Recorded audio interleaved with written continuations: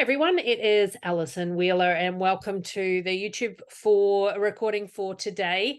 I have the absolute pleasure of interviewing Deena, who is all the way over in Western Australia, and her company is the Brand Guru Agency. So I'm excited to bring her expertise to the table for you all to benefit in this interview today, and about the importance of, well, branding. Why brand? Why is it even important? Why bother?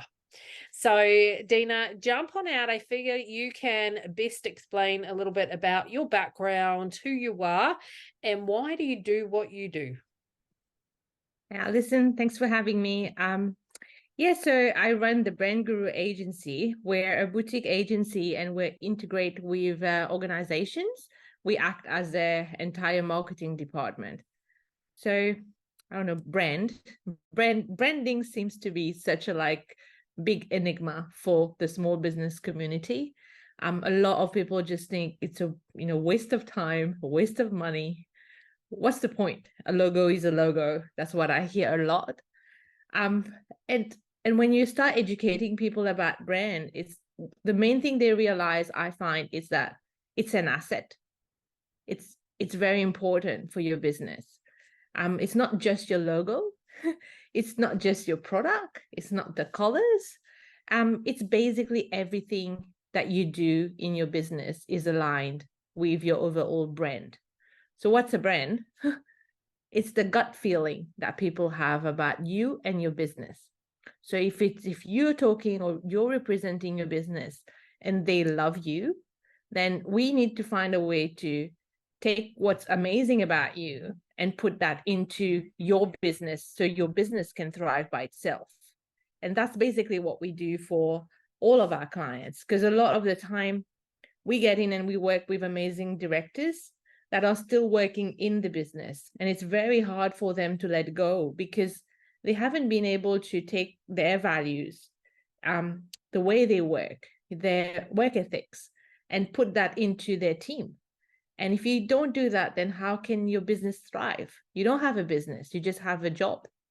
And that's where branding comes in. Yeah.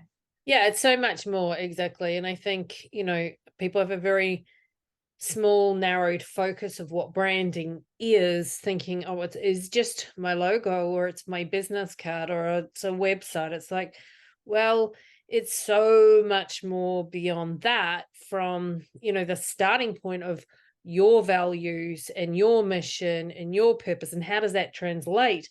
Because you not only do you need to communicate that to customers, right, but you need, if you want to grow your business out of having a job, like you're saying, you have to be able to effectively sell that and market that to your team, because they actually need to be able to duplicate you. They need to be able to go, oh, that's what we're doing. Oh, that's what we stand for, and be able to represent that as well.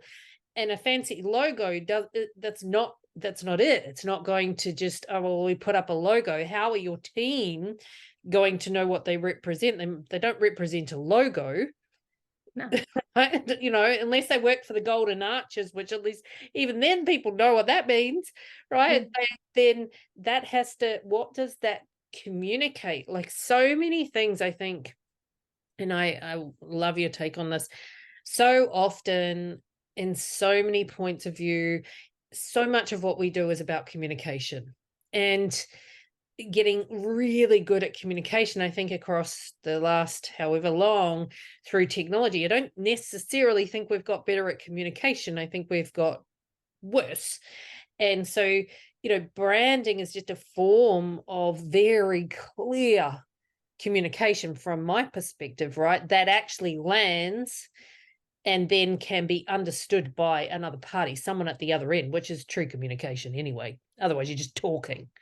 Yeah. Well, it's easier to communicate. Like we have so many different ways we can communicate nowadays, but that doesn't mean we're better at it. We're actually not good at it at all.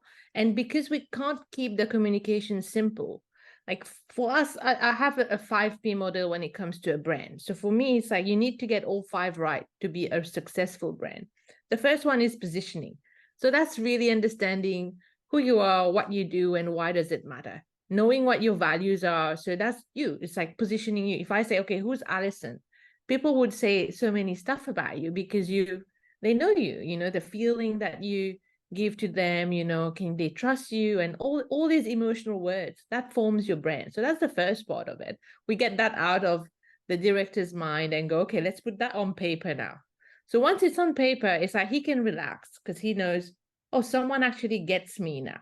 Because how many times is he going to explain that to people? Every time someone's new come and work, he needs to say the same thing, and no one is good at blowing their own trumpet. So they're not going to say, you know, I've got integrity. And what does that mean? You know, so if we take this out and put it on a nice strategy on a page, everyone understands, okay, that's what we're working with. The second is the people. So who's your team? Who are you surrounding yourself with? In order for you to grow to the next level, those people need to have the same vision as you have, you know, to believe in it and want to go that extra mile with you. Then we've got the product or the service. So that's your product or service, your product offer. What are you offering? Is that aligned with your vision and your brand strategy? Because often you get, yes, I'm this and I'm this. I want to do good in the world. And you look at the product and it's like, well, something got lost along the way, right? Yeah. So the product needs to make sense and align with it. And then you get the process. So what process do you have in place? Is there a quality assurance process? Is there an onboarding process? Or do you just get the sale and then the client drops? It's like, what client? You know, you forgot their name and you don't care anymore. But there's a process that you need to nurture the client to make the client happy long term. And so the client becomes your point of referral. So for me, it's not about just bringing new clients. I always look at can our clients keep their own clients, and if they can't do that, because that's part of marketing as well. It's like your reviews is part of marketing. That's why we've got Google reviews. Like now, if it's a 1 and you come to me and you say, "Oh, we're amazing," I'm not going to take you on board because there's something wrong happening in your organization, and I want to know that before I take you on board. So because people, you can't win someone twice. Once the trust is broken, that's it. So your process is so important to keep your customers with you than on long term. And it's easier to keep a customer than to get 10 new ones. So you want to keep that customer. And the last one is profit, because there's no way you can run a business without good cash flow. And you want to understand how cash flow works. Are you charging your clients the right price? Is the frequency that you're charging them correct? Because if you're charging someone end of the month, they have 2 months to pay you and you've got all these bills happening, or how are you going to sustain the business, you know? So that's all the 5 key areas of your brand. We look at that when we take someone on board, because if I can talk at that level with your executive team or with the CEO or the director, they understand, oh my God, like she's looking at that holistically. It's not just about the advertising or how pretty my logo looks like. Who cares? It's a logo. It's what you do with it that's going to make it become a brand. Yeah, 100%. And a brand that's sustainable, right? Which is why you talk about team and profitability, because so often too, you know, I'll talk to people, I don't want staff, I don't want this, I don't want that. It's like, but you're then just marrying a job, right? Like a business of one person is self-employment and a job. It's just a fancy title. So we want to kind of outgrow that, and rather than having a fear, there's so many ways to run your business, there's so many models to do that, but to truly become an actual brand, you know, there are all of those 5 things, and having them actually working. And so often too, I speak to business owners all of the time, they don't even look at it. They don't look at their numbers. They don't look at those things. They don't think about it from the whole, so much at the coal face of their business, no time stepping back and going, hold on, what's the bigger picture? Where are we actually heading? What do we really want? Like the frequency of time, Deena, that I ask people, well, what do you actually want? What are your goals? And they go, I don't know. Or I want to be successful. Okay, great. What the earth does that mean? Yeah, what does it mean? What does it mean? Put some tangibility to it. How are you going to measure, I want to be successful? How do you measure that, right? Like you can't. You have to be able to measure it. And that, you know, when you no doubt look at the stats, because I know that you also heavily look at people's stats, The statistics and your numbers give you reassurance. They give you predictability. They give you all of those things that everyone wants, even though, a lot of people, oh, I'm bad with numbers. It's like, no, you were told you're bad with numbers. That does not mean you are bad with numbers, and anyone can learn them. Rather than wait for your accountant to give you the news about your financial statement, look at it. Look at your bank account every day. Look at your numbers every day. Those things, will give you a good indication too. Is your brand actually getting out there? Is that actually communicating? Those things are so important, which is fantastic. I love that you, as a company, help people to look at the bigger picture. I'm a huge believer in running a holistic business. You need to be over everything. You can't just be tunnel vision into one area. Your business will fall over somewhere. And the sales figure means nothing. A lot of people go revenue. I was like, who cares? Who cares? I mean, I was at Gary Vee last week, and he's big on like, we need to measure happiness, not based on revenue. It's not, more money doesn't make you happy, so everyone has different goals when it comes to their business. So why did you start the business? That's like the first thing I ask people when I sit with them. It's like, why did you start, and why are you successful? Which area are you successful in? And if this is the case, why do you want to do something else? Because it has to make you happy. At the end of the day, we don't go out and create a business to be in denial or be miserable, if And I you think don't 100%, I think too, that importance of feeling as well useful, productive. A lot of, I think anyway, a lot of people are unhappy because they're not on purpose, right? They're not productive. They don't feel productive in an area that makes them feel productive, and just going through the motions. There's no forward momentum. There's no forward anything, just going through the motions. Yeah, but is the business running you, or are you running the business?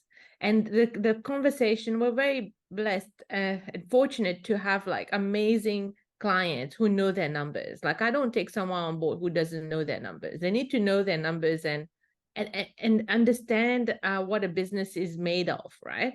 So when they come, and we, like today, we had this discussion about budget, and the guy knows everything. He knows what's coming in and out. What he doesn't know is how to go the next step further.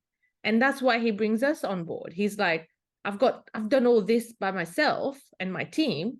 Now what's next? Like, then that's where we go, okay, what's your big, hairy, audacious goal? What's your 10-year vision? Something that you think you would never achieve. Like, it has to scare you, but it's good. Scaring is good, because you're taking a risk. Because if you want to say add a zero at the end of your business, so much is involved in this.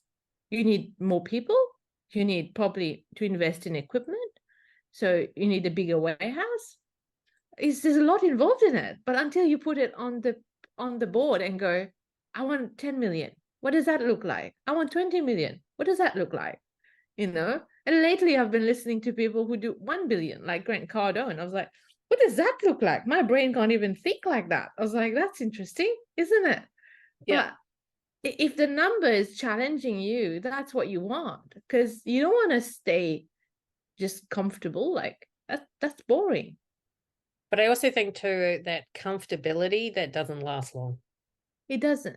It doesn't last long, because nothing actually stands still. So over time, although one might feel comfortable right now, then it doesn't last. Something will happen and you will not be comfortable, because then if nothing else, gravity will take control and it will be pulled down, because over time, if nothing else, just look around, the cost of living goes up, everything, right? So literally nothing stands still. We might as well be in the driver's seat of the growth and of driving it forward than being at the effect of everything else, or at least feel like we're in the driver's seat of it all, and because then you've got a shot at making it what you want, and the business being able to deliver to you what you actually started it for in the first place.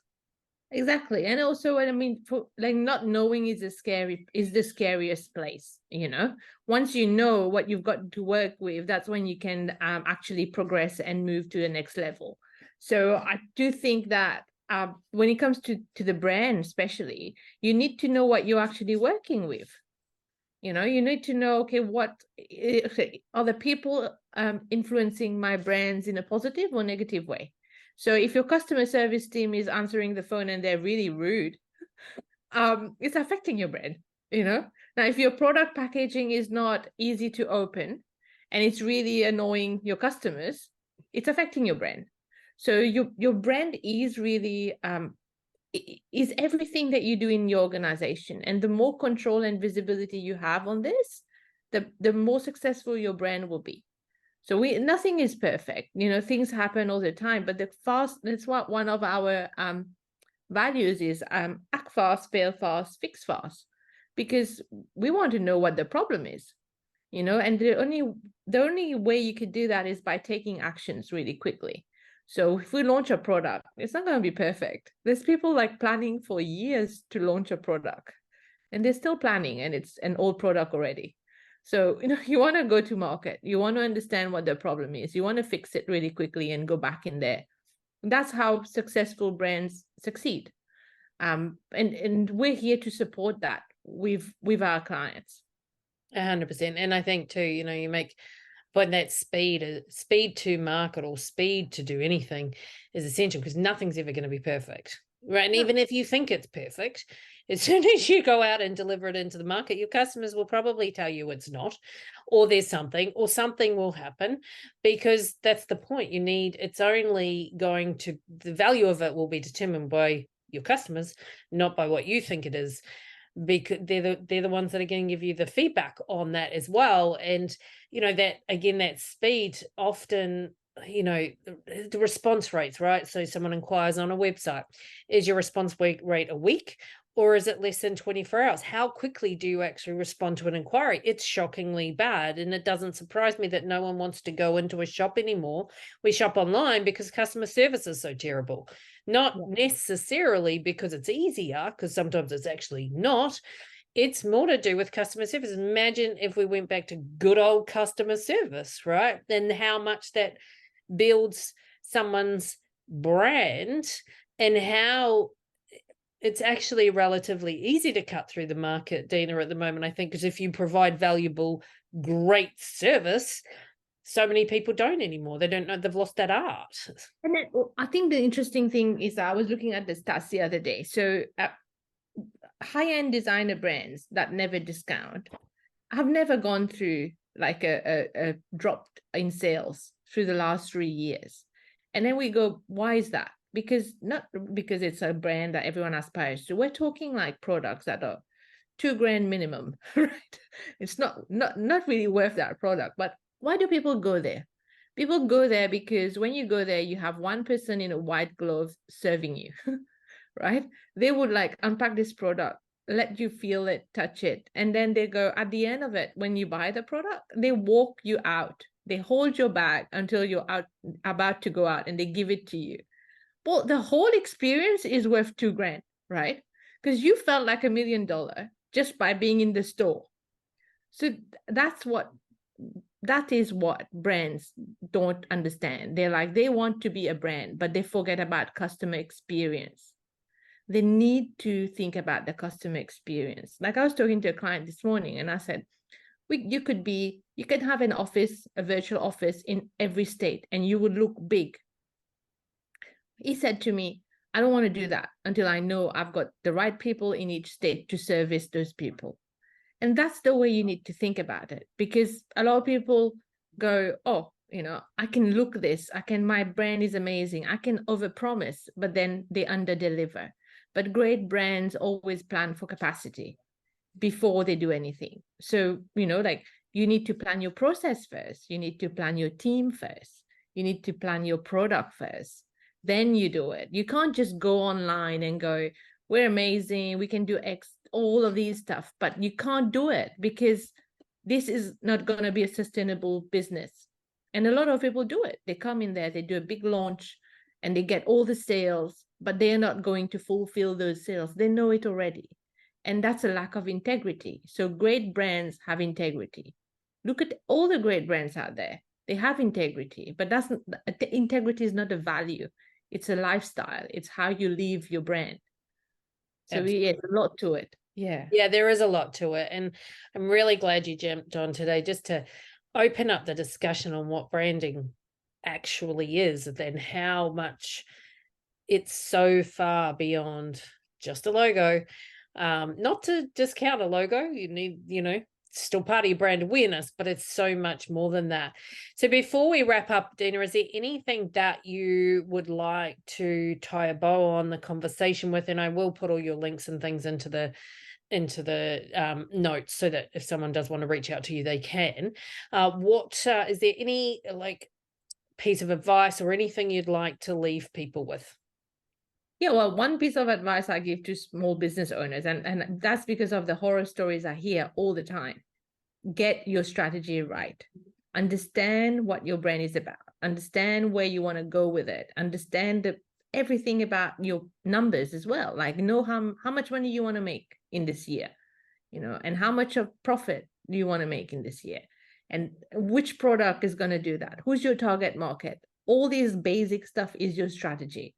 Once you've got that done, then you've got a roadmap to go from A to B. And what small business owners do, they don't have a roadmap. Then people come and go, try this, and they try it, and try that, and they try that. So it's like you never build a house without a plan. Why are you building a business like that? This is ridiculous, right? So that's the only tip I can give people, is to make sure you've got your plan done. It could be a plan on a page, doesn't matter, but you know what you want. 100%. I talk to my clients all of the time about how on earth can you build something if you don't know what you're building, right? Yeah. What is it? And then that determines the foundation you need to lay, then the plan you put first, the next layer, right? And like you said, it doesn't have to be a complex plan that you sit there for months and months and months designing. It can be a one-pager, but just have a plan and a guidepost and know where you're going. So I appreciate all of your time, Deena, and all of the wisdom you have shared. Like I said, I'll put all the links and everything so people can contact you directly if they so wish to. But again, I appreciate your time and thanks for jumping on. Thanks, Alison. Thank you. Bye. Thanks. Bye.